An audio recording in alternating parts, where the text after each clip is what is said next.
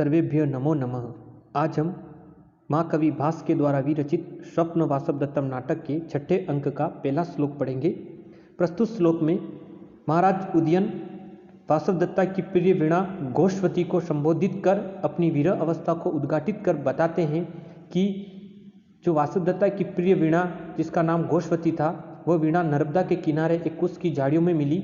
तब महाराज उदयन उस घोषवती वीणा को संबोधित कर अपनी वीर अवस्था को उल्लेखित कर क्या कहते हैं, उसी का उल्लेख माँ कवि भास ने उक्त श्लोक में किया है। मैं श्लोक का वाचन करता हूँ, तत्पश्चात हम इसके अर्थ को देखेंगे। क्या कह रहे हैं माँ कवि उदयन की वाणी को उद्घाटित कर माँ कवि भास। श्रुति सुख निनिदे कथम नु देव्या अस्तन युगले जगन अस्तले च सुप्ता विहिग गण रजो विकर्ण दंडा प्रतिभयम अद्युषुता अश्य अरण्यो वासम। पुष्पित्र गा छंद में निबद्ध श्लोक है। माँ कवि भास क्या कह रहे हैं? श्रुति सुख निनिदे कथम नु देव्या अस्तन युगले जगन अस्तले च सुप्ता विहिग गण रजो विकर्ण दंडा प्रतिभयम अद्युषुता अश्य अरण्यो वासम। उक्त श्लोक का अन्वय इस तरह से होगा। अयि श्रुति सुख निनिदे देव्याः अस्तन युगले जघन अस्तले च सुप्ता विहग गण रजो विकर्ण दंडा प्रतिभयम अरण्यवासम कथम न अद्युषुता असि।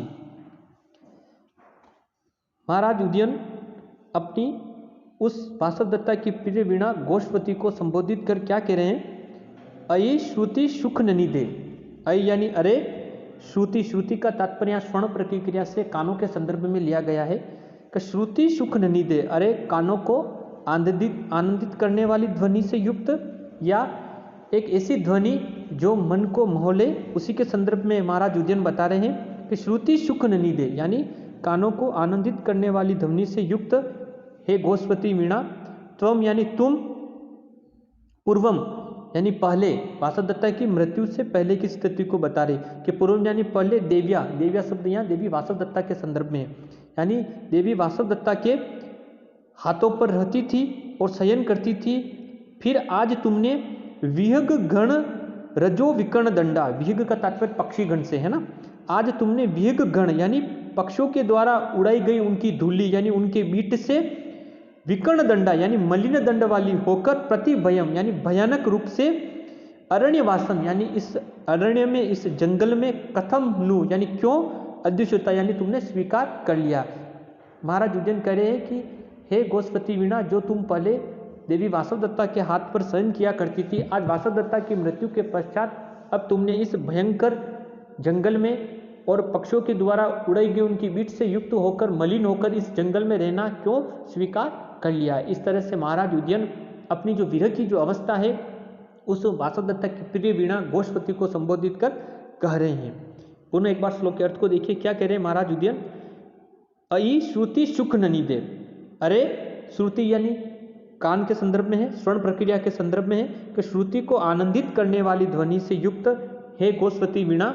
त्वम यानी तुम, पूर्वम यानी पहले, देव्या यानी देवी वासवदत्ता के हाथों पर तुम शयन किया करती थी और अब फिर तुमने विहग गण रजो विकर्ण दंडा, विहग गण यानी विग का तात्पर्य पक्षियों के द्वारा, रजो विकर्ण दंडा यानी उड़ाई गई धूलि से, बीट से मलिन दंड वाली होकर तुमने प्रतिभयम यानी भयानक, अरण्यवासम यानी इस जंगल में, कथम नु यानी क्यों, अद्युषुता यानी तुमने स्वीकार कर लिया, भयंकर जंगल में रहना तुमने क्यों स्वीकार कर लिया। यानी महाराज उदयन के कहने का तात्पर्य यह है कि जब एक निर्जीव वस्तु वीणा की यह दशा हो रही है तो फिर मैं तो एक सजीव मानव हूँ, तो वासवदत्ता की वीर अवस्था में इस प्रकार की मेरी जो स्वाभाविक दयनीय अवस्था होना स्वाभाविक है, क्योंकि जब एक निर्जीव घोषवती वीणा भी वासवदत्ता के वियोग के कारण इस तरह से उसकी दशा हो रही है तो निश्चित रूप से मेरी दशा इस प्रकार से वियोगी अवस्था से युक्त होना बड़ा ही स्वाभाविक है। इस तरह से महाराज उदयन अपने मनोभावों को इस उक्त श्लोक में प्रकट कर रहे हैं। एक बार पुनः श्लोक का वाचन करते हैं और इसके अर्थ को देखते हैं। श्रुति सुख निनिदे कथम नु देव्या अस्तन युगले जगन अस्तले च सुप्ता विहग गण रजो विकर्ण दंडा प्रतिभयम अजूषिता अश्य अरण्यवासम। अय श्रुति सुख ननिदे, यानी अरे श्रुति यानी कानों को, सुख ननिदे यानी सुख प्रदान करने वाली यानी आनंदित करने वाली ध्वनि से युक्त, वीणे यानी वीणा, तुम यानी तुमने, पूर्व यानी पहले, देविया यानी देवी वासवदत्ता के तुम हाथों पर तुम रहती थी। फिर तुमने विहग गण रजो विकर्ण दंडा, फिर तुमने विहग यानी पक्षियों से उड़ाई गई धूली बीट से मिलिन दंड वाली होकर प्रतिभयम यानी भयानक, अरण्यवासम यानी इस जंगल में रहना, कथम नु अद्युष्यता यानी तुमने क्यों स्वीकार कर लिया है, तुम इस भयानक जंगल में क्यों रहने लगी हो। इस तरह से महाराज उदयन अपने मनोभावों को इस उक्त श्लोक में प्रकट करते हैं।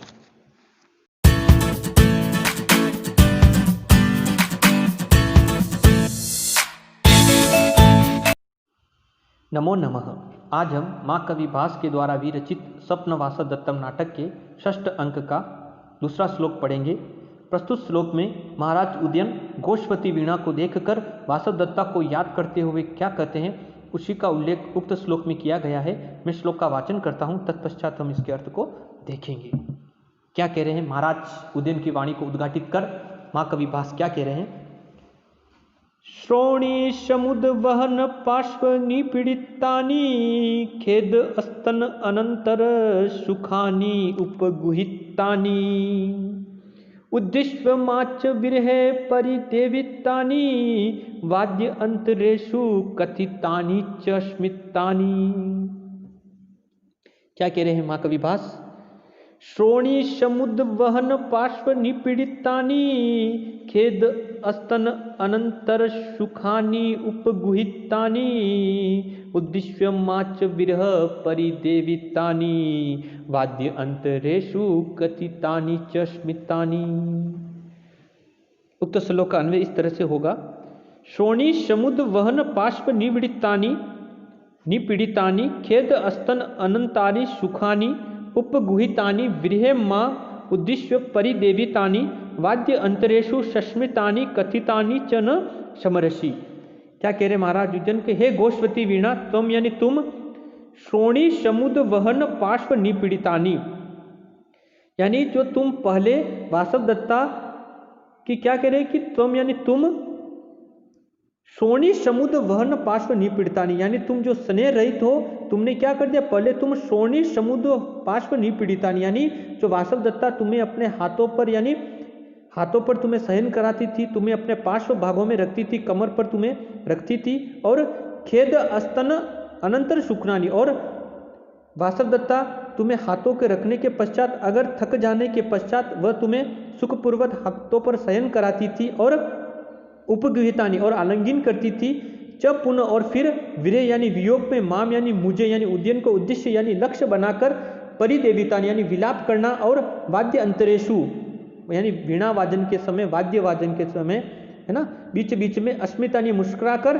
कथितानी यानी तुमसे बातें करना, न समरसी यानी तुम कुछ भी याद नहीं कर रही हो, इन सारी बातों को तुम भूल गई हो। महाराज उदयन उस निर्जीव वीणा जो गोष्पति उसको संबोधित कर क्या कह रहे हैं कि हे गोष्पति वीणा, तुम स्नेह रहित हो, जो तुम क्या कर रही हो कि पहले जो वासवदत्ता श्रोणी समुद्र पार्श्व निपीड़ितानी, कि श्रोणी समुद्र वहन पार्श्व निपीड़, यानी जो वासवदत्ता पहले तुम्हें हाथों में या गोद में रखती थी, और खेद्य अंतराणी स्तन सुखानी, और बाद में तुम्हें थक जाने पर सुखपूर्वक तुम्हारा हाथों पर तुम उनके शयन किया करती थी, और उपगुहितानी और तुम्हें आलिंगन करती थी, और पुनः विरह माम और विरह में मुझे लक्ष्य बनाकर परिदेवितानी यानी देवी वासवदत्ता विलाप करती रहती थी। और फिर कह रहे कि वाद्य अंतरेश और वीणा वादन के समय बीच में अस्मितानी यानी कुछ कुछ मुस्कुराती रहती थी, कथितानी न चमसमरसी यानी तुम सारी बातों को भूल गई हो, तुम कुछ भी याद नहीं कर रही हो। यानी महाराज उदयन के कहने का तात्पर्य है वासवदत्ता कि वीणा को कहकर कह रहे कि हे गोष्पति वीणा, जो वासवदत्ता पहले तुम वासवदत्ता के हाथों पर शयन किया करती थी, और वासवदत्ता तुम्हें थक जाने पर उनके हाथ पर ही तुम शयन करती थी, और वासवदत्ता मुझे लक्ष्य बनाकर विरह अवस्था में तुमसे बातें करती थी, तुमसे मुस्कुराती थी, लेकिन आज तुम उन सारी बातों को भूल गई हो। आज तुम भी वासवदत्ता के विरोह के कारण तुम्हारी भी स्थिति बड़ी ही दयनीय अवस्था की ओर चली गई। इस तरह से महाराज उदयन अपनी मनोभावों को उस निर्जीव वीणा गोष्पति के सामने प्रकट कर रहे हैं। पुनः श्लोक का वाचन करके इसके अर्थ को देखते हैं।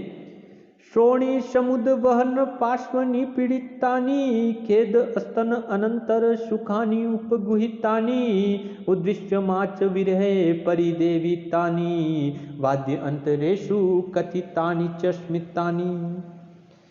यानी अरे गोष्पति वीणा श्रोणी समुद वहन पार्श्व निपीड़ितानि, हे गोष्पति वीणा तुम सुने रही तो जो कि वासवदत्ता तुम्हें पहले गोद में रखती थी और बगल में रखती थी, और खेद अंतरतानि सुखानी, और थकने जाने पर तुम्हें सुखपूर्वक तुम्हारा आलिंगन करती थी, और पुनः विरह यानी वियोग में माम यानी मुझ उद्यन को लक्ष्य बनाकर परिदेविता यानी विलाप करना, और वाद्य अंतरेशो वीणा वादन के समय बीच बीच में अस्मितानी मुस्कुरा कर कथितानी बातें करना न समझते, यानी कुछ बातों को तुम याद नहीं कर रहे हो। तुम ही वासवदत्ता की मृत्यु के पश्चात तुम भी उसके वियोग में तुम्हारी भी बड़ी ही दयनीय अवस्था हो गई। इस तरह से महाराज उद्यन अपने मनोभावों को इस उक्त श्लोक में प्रकट करते हैं।